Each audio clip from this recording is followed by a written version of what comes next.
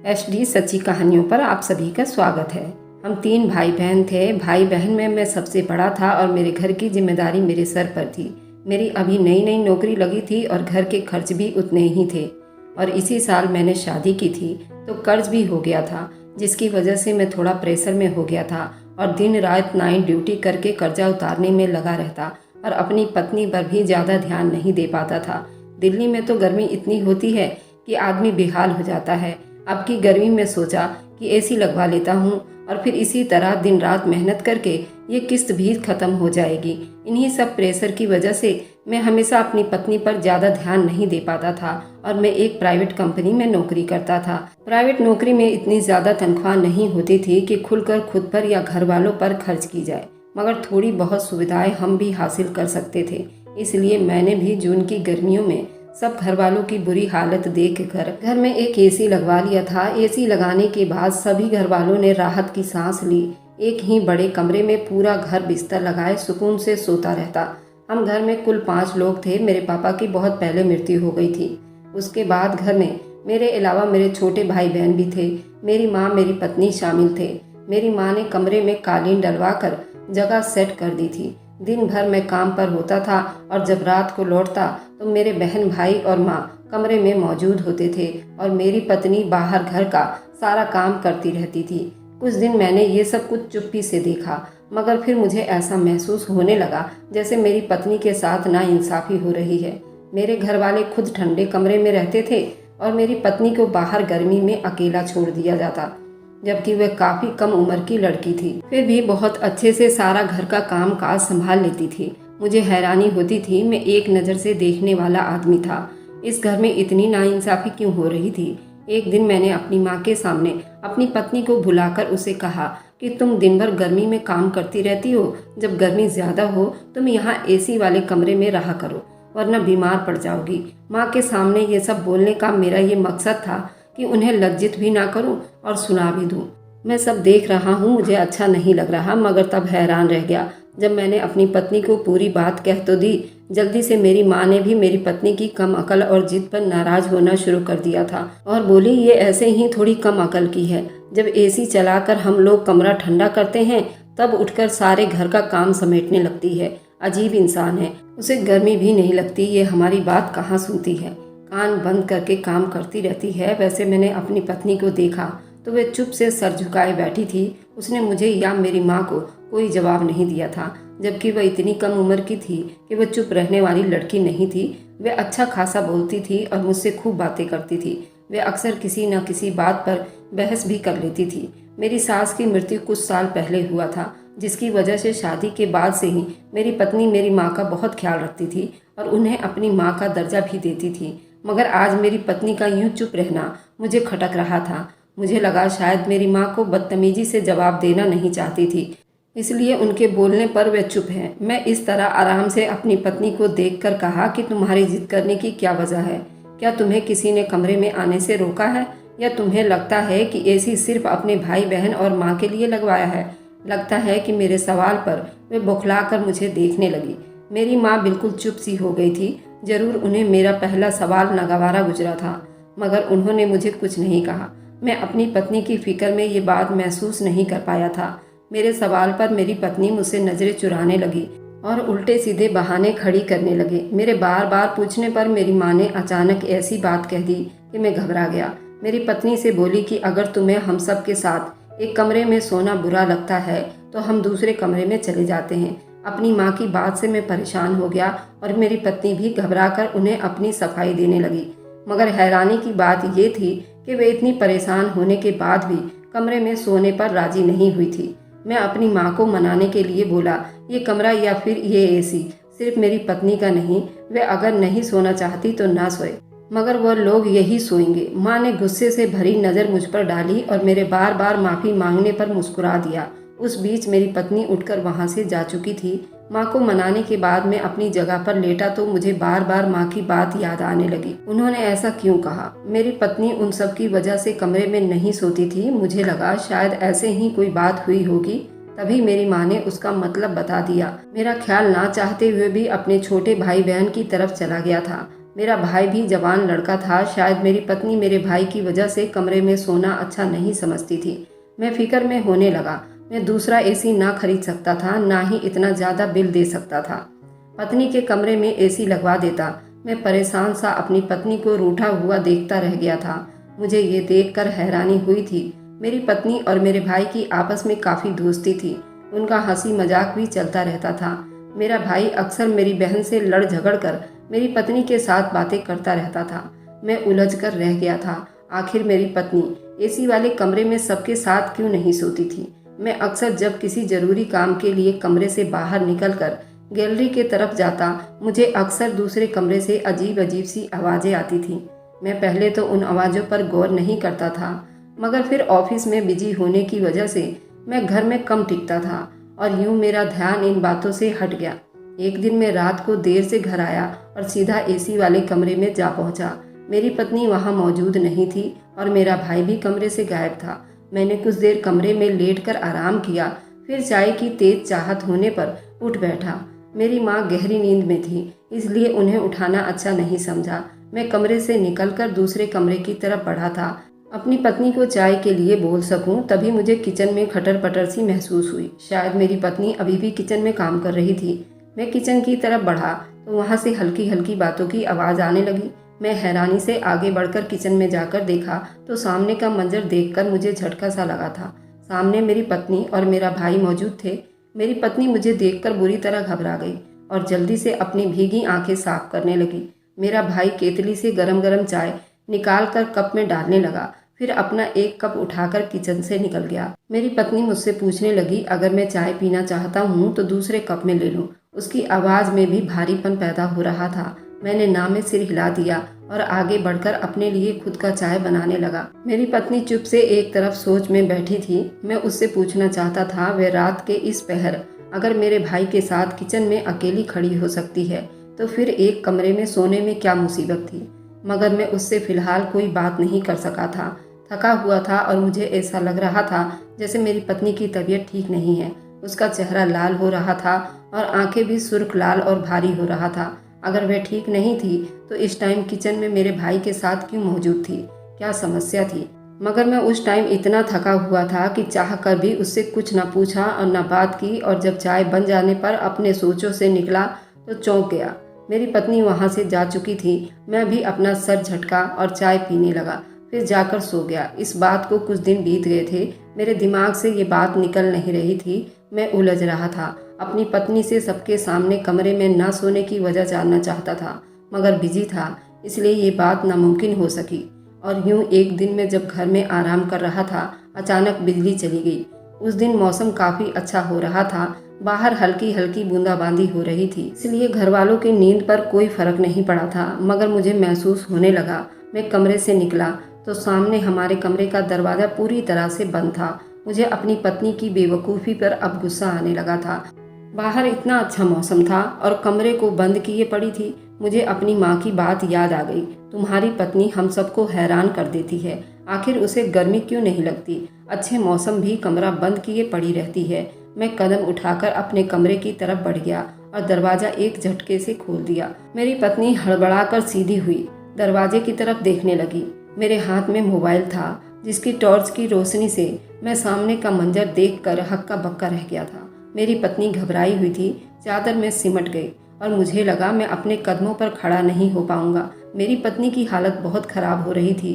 वह बंदी कमरे में इतनी मोटी चादर में दुबकी पसीना पसीना हो रही थी। उसका चेहरा इतना लाल था, जैसे छू लिया तो वो पानी से भरी आंखें मुझ पर छलक जाती। मैं आगे बढ़कर उसकी हालत की वजह पूछी तो जो उसने बताया, मैं गुमसुम सा हो गया था। मैं जो समझता था, मैं बहुत ज़्यादा परवाह करने वाला इंसान हूँ और मुझसे बढ़कर कोई एहसास करने वाला नहीं। उस दिन अपनी लापरवाही पर खुद शर्मिंदा हो गया था। मेरी पत्नी बता रही थी उसे ठंडी हवाओं से एलर्जी है, जिसकी वजह से सख्त गर्मियों में भी उसे गर्म रहना पड़ता है। इसी तरह से वह ठीक रहती है और अगर उसे जरा सी भी ठंडी हवा लग जाए उसे एलर्जी होने लगती है। उस टाइम भी वो बंद कमरे में छींक छींक कर पागल हो रही थी। उसकी नाक सुर्ख लाल हो रही थी। मुझे तब अचानक सारी बात समझ आई। वह कमरे में बंद रहकर अक्सर ऐसे ही छींक रही होती थी और जब किसी की मौजूदगी महसूस कर लेती तो छींकों की आवाज़ दबाने की कोशिश करती थी, जिसकी वजह से उसका नाक और गला दोनों ही बैठने लगता था। मैं अक्सर उसकी आवाज़ सुनकर चौंक जाता था, मगर कभी मैंने अपनी पत्नी से जाकर उसकी हालत नहीं पूछी थी। उसका एसी वाले कमरे में ना सोना मुझे उलझा कर रख दिया था। इस उलझन में मैं हर दिन परेशानी से गुजर रहा था, मगर मैंने कभी ये नहीं सोचा शायद उसे कोई परेशानी हो जिसकी वजह से मजबूरन गर्मी की दोपहरी में दूसरे कमरे में पड़ी रहती है। मुझे याद आया उस रात मेरी पत्नी की ऐसे ही कुछ हालत थी जब मेरा भाई उसे काली चाय बनाकर दे रहा था। शायद वह भी मेरी पत्नी की हालत को जानता था, मगर एक मैं ही था अब तक अनजान था। मेरी पत्नी मेरे पूछने पर भी मुझे कभी कुछ नहीं बताती थी। मैंने हैरानी से ये बात अपनी पत्नी से पूछी तो वह शर्मिंदा से सर झुका गई। शायद कोई वजह थी, उसने मुझसे अपनी समस्याएं छुपाती थी। मैंने उठकर पहले उसे दवाई दी और गर्म पानी पिला दिया। जब उसे कुछ आराम आया तो मैंने डरते हुए उसे देखा और बोला कि अगर मुझे पहले ये तुम बात बता देती तो मैं इलाज करवाता। मैं उसे इतना बुरा इंसान लगता था जो उसकी बीमारी की परवाह न करता। मेरी बात पर मेरी पत्नी सर झुकाकर कहा कि मैंने इसलिए छुपाया था कोई मुझसे गुस्सा ना हो जाए, मैं बीमार हूँ और सबको मुश्किल में डाल दूंगी। अपनी पत्नी की बात पर मुझे झटका सा लगा था। मैं उस पर नाराज होने लगा। वो हमें इतना गलत समझती थी, अपनी परेशानी से अकेली लड़ती रहती मगर हमें अपनी परेशानी ना बताती। मेरी बात पर बोली कि वह अपनी माँ के साथ ऐसा होता देख चुकी है, इसलिए उसे लगा वह भी यही सब झेलने वाली है। तब उसने मुझे अपनी मरी हुई माँ के बारे में बताया। मेरा दिल गमों से भर गया, मैं गम में पड़ गया। वह बता रही थी मेरी माँ को भी ऐसे ही एलर्जी की शिकायत रहती थी। वह सारा दिन घर के काम करती और उनकी तबीयत भी ठीक न थी और ना ही उनका इलाज करवाया जाता, न ही वो परहेज कर पाती। उल्टा उनका मर्ज बढ़ता चला गया। ससुराल वालों ने उसे बीमार देखकर उसको परेशान करना शुरू कर दिया। मेरी दादी उनसे उलझन खाने लगी और हर वक्त गुस्सा रहती थी। मेरी माँ खाने पीने की चीज़ों पर भी छींकती फिरती थी। मेरी माँ की मजबूरी थी, वह पानी में भरी आंखें लिए काम करती रहती थी। ससुराल में मौजूद नंदे उनकी सास काम करने को तैयार नहीं थी, मगर मेरी माँ पर काम के लिए सर पर सवार रहती थी। ऐसी बीमारी में भी मेरी माँ को बातें सुनाई जाती थी और कहा जाता अपने मुंह पर कपड़ा बांध कर रखा करो ताकि घर में दूसरों को एलर्जी ना हो और हम तुम्हारी बीमारी का शिकार ना बने। मेरे बाप ने मेरी माँ को सख्ती से अपने मुंह पर कपड़ा लपेट कर रखने की धमकी दी ताकि उसकी छींक खाने पीने की चीज़ों तक ना पहुँचे। हर वक्त चेहरे पर कपड़ा लपेट कर रखने की वजह से मेरी माँ को गर्मी की वजह से मुंह पर दाने भरे रहते थे। शायद वह अपनी बीमारी को लेकर बहुत परेशान रहती थी। मेरे पापा, मेरी दादी, मेरी बुआ मेरी माँ की बीमारी को इग्नोर करके वे घर का सारा काम करवाते थे, साथ में बातें भी सुनाते थे और घर के काम करने के बाद उन्हें किसी के साथ बैठने की इजाज़त नहीं थी। वे अकेली पड़ी रहती और जहाँ वे जाती वे सब वहाँ से उठकर चले जाते और कहते इसकी बीमारी हमें भी लग जाएगी। शादी ब्याह मिलना जुलना होता तब भी मेरी माँ को एक साइड में कर दिया जाता ताकि उसकी वजह से सबका मिजाज खराब ना हो जाए। मेरी माँ की एलर्जी बहुत ज़्यादा होती जा रही थी।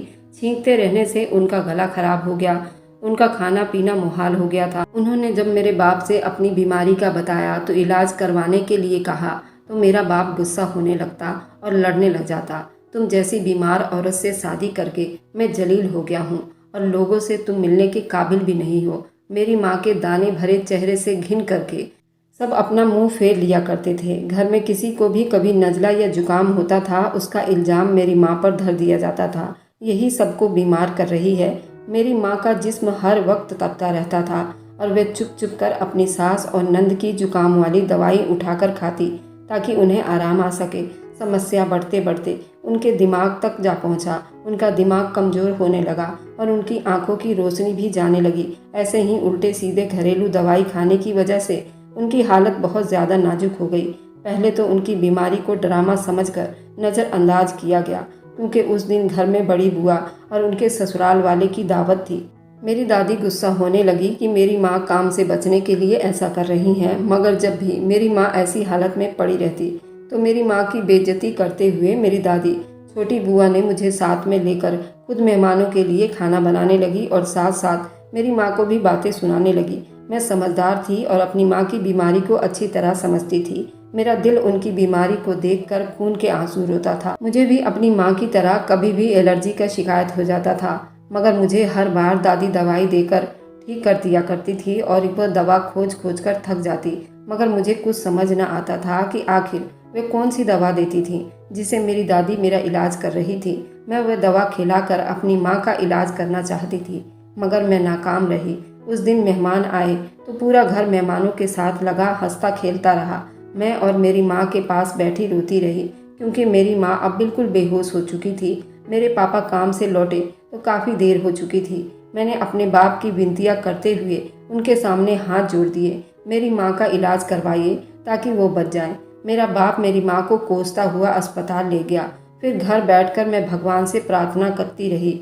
मुझे डर लग रहा था मेरी माँ को कुछ ना हो जाए। मेरी दादी मुझे तसल्लियाँ देती रही, मुझसे बोलती रही कि तेरी माँ ने ड्रामा किया है, वह जब आएगी तो बिल्कुल ठीक हो जाएगी। मुझे खाना खाने के लिए राजी कर रही थी, मगर मेरे गले से निवाला नहीं उतर रहा था। मैं जानती थी मेरी माँ के बचने का कम चांस है, वह कभी ड्रामा नहीं कर सकती थी। वह तो खुद बीमारी से लड़ रही थी, तब भी आंसू भरी आंखों के साथ काम करती रहती थी। और जब मैं अपनी दादी और बुआ पर गुस्सा होने लगती तो मेरी माँ मुस्कुराकर मुझे कहती, ससुराल वाले ऐसे ही होते हैं, सास अगर माँ बन जाए तो फिर उसे सास कौन मानेगा। मेरी माँ के इस बात से मुझे ससुराल के नाम से बहुत डर लगता था। मैं सारा टाइम डरती रहती थी। मेरा डर सच साबित हो गया। मेरा बाप जब वापस लौटा तो उनके साथ एम्बुलेंस में मेरी माँ की लाश थी। वह अपनी एक आम सी एलर्जी से लड़कर मर चुकी थी। मेरी चीखों से पूरा घर गूंज उठा था। मेरी दादी और बुआ पहली बार चुप हो गई थी। मैं तड़प तड़प कर चीख रही थी। मुझे अपनी माँ की मौत से ज़्यादा इस बात का गम था। वह सिर्फ एक बीमारी की वजह से सारी उम्र जलील हो रही थी, उसकी कदर नहीं की गई। वह तब अस्पताल पहुंची जब मर चुकी थी। मेरा बाप सामने आया तो मैंने उनका गिरेबान पकड़ लिया। मैंने चीख चीख कर कहा, वे सारी जिंदगी मेरी माँ को तंग होता देखते रहे, उनकी बीमारी को नाटक समझते रहे, मगर कभी इलाज करवाने की कोशिश नहीं की। मैं सवाल कर रही थी कि माँ बहनों का ख्याल रखने वाले मर्द अपनी पत्नियों के लिए ऐसे पत्थर दिल क्यों बन जाते हैं? क्या पत्नी इंसान नहीं होती? तुम लोगों की गुलाम या बेजान गुड़िया होती है जिसे इतने बुरे हाल में देखकर सिर्फ अपना काम निकलवाया जाता है। मैंने घर में आए मेहमानों का लिहाज भी नहीं किया। माँ की ऐसी मौत ने मेरी आवाज़ छीन लिए थे। मेरे सवालों पर घर में आए हुए मेहमान ध्यान देने लगे तो मेरी दादी और बुआ मुझे खींचकर एक कमरे में ले गई और सबसे कहने लगी, माँ की मौत ने मुझे पागल कर दिया है। ये सच था। हाँ, मैं पागल हो चुकी थी। माँ की अर्थी और 13वीं के बाद भी मैं हर टाइम ऐसी बातें करती और चीखती चिल्लाती। फिर धीरे धीरे मेरे गम ने मुझे गुमसुम बना दिया था। मैं एक कोने में चुपचाप बैठी रहती थी। मेरी एलर्जी भी अब बढ़ती जा रही थी। मेरे बाप ने मेरा इलाज करवाने की कोशिश की। मैंने साफ मना कर दिया और उनसे बोली कि मैं अपनी माँ जैसी ज़िंदगी बिताना चाहती हूँ, ताकि उन्हें एहसास हो कि उनकी बेटी पर जब यह हाल गुजरेगा तो उन्हें कैसा लगेगा। और पत्नी भी तो किसी की बेटी होती है। मेरे घर वाले मेरे जिद और पागलपन से तंग आ गए थे। पहली फुर्सत में अच्छा रिश्ता ढूंढकर कम उम्र में ही मुझे ब्याह दिया गया। मेरा बाप जब मायके में जाती तो फिक्र से सवाल करता कि सब मेरा ख्याल रखते हैं ना या नहीं। शादी के बाद मेरी सोच अपनी माँ वाली थी कि ससुराल बुरा होता है, मगर यहाँ जब सास ने माँ जैसा प्यार दिया और नंद बहन की तरह बातें करती और ख्याल रखती तो देवर भाइयों की तरह फिक्र करता, तो मेरी सोच बदलने लगी थी। मेरा नसीब अपनी माँ से अलग था, मगर फिर भी मुझे डर लगता था। शायद सब इसलिए अच्छे हैं मेरी एलर्जी के बारे में कोई नहीं जानता। मुझे डर लगता था अगर मेरी बीमारी की बात खुली तो मेरी माँ की तरह मुझे भी सबसे अलग कर दिया जाएगा। मेरी पत्नी अपनी माँ की दास्तान सुनाकर सर झुका गई थी। मेरी आंखें अपनी सास की दास्तान सुनकर बिल्कुल भर आई थी। मुझे अपने घर वालों पर फक्र होने लगा था। मेरे भाई को जब मेरी पत्नी की हालत का पता चला तो उसका ख्याल रखने लगा था और दवाई भी लाकर देता था। मेरी पत्नी के मना करने पर उसने हम सब के सामने कोई बात नहीं की थी। मैं अपनी पत्नी को डॉक्टर के पास ले गया। मेरी माँ और बहन को पता चला तो वह भी मेरी पत्नी का ख्याल रखने लगी और पहले से बढ़कर ध्यान देने लगी। ठंडी हवाओं के चलते ही मेरी माँ को पहली फिक्र मेरी पत्नी की होने लगी थी। मुझे खुशी थी कि हम बीमारी को जुर्म नहीं समझते। अपने आसपास ऐसे बहुत से लोग मिलते हैं जो अंदर ही अंदर सहन करने के आदी होते, चाहे रोए हों या तकलीफ में हों, किसी को खबर नहीं होने देते। खबर हो जाए तो उन पर जिंदगी नर्क बनाकर रखती जाती है। मेरी सबसे यही विनती है, किसी की बीमारी से घिन ना करें, उसकी साफ सफाई और इलाज का ध्यान जरूर रखें। बीमारी तो किसी को भी लग सकती है। भगवान हम सबको इस तरह के बीमारी से बचाए और उनका ख्याल रखे। उनकी बीमारी को उनका जुर्म ना बनाएं। वह तो पहले ही तकलीफ से दो चार होते हैं, इस पर हमारे व्यवहार उन्हें और भी बेमौत मार देते हैं। अगर आपको आज की कहानी पसंद आई है तो वीडियो को ज़रूर लाइक कीजिएगा और अपने दोस्तों के साथ शेयर भी कीजिएगा। और हाँ, अगर आपने अभी तक हमारे चैनल को सब्सक्राइब नहीं किया है तो ज़रूर सब्सक्राइब कर लीजिए। मिलते हैं हम अपनी कल की एक नई दिलचस्प कहानी के साथ। मुझ पर सदा अपना प्यार और स्नेह बनाए रखें। सभी को मेरा प्यार भरा नमस्कार दोस्तों।